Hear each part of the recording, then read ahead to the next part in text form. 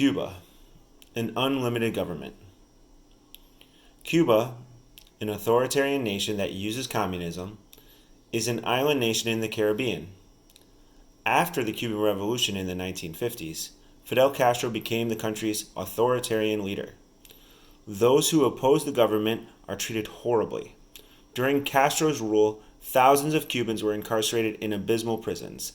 Thousands more were harassed and intimidated, and entire generations were denied basic political freedoms.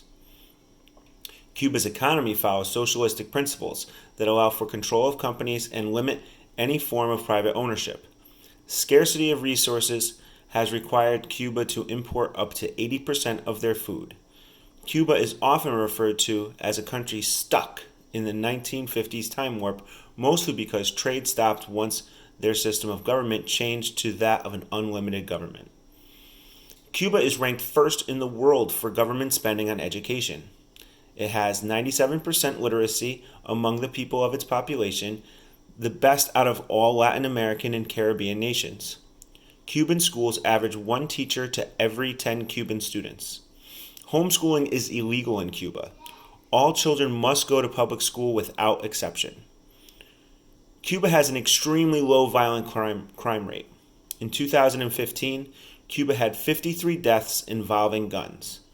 Most deaths in Cuba are due to automobile accidents, although these statistics have been questioned worldwide given that the Cuban government is the only source for this information.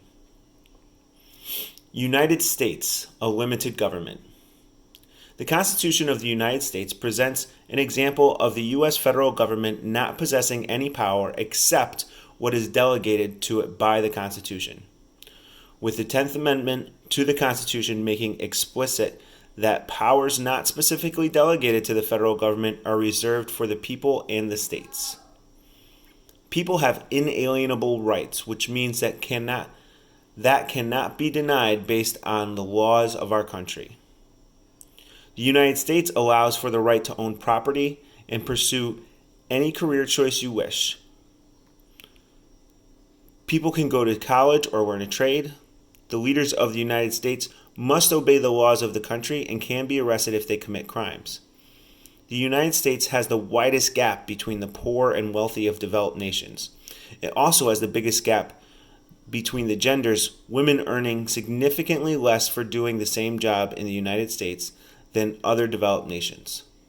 Although some of the best medical doctors in the world still work in the United States, as a whole, the United States is only ranked 37th in the world for healthcare, which is last amongst developed nations. Life expectancy in the United States is only 88 years old, but in comparable nations, it is 94 years old.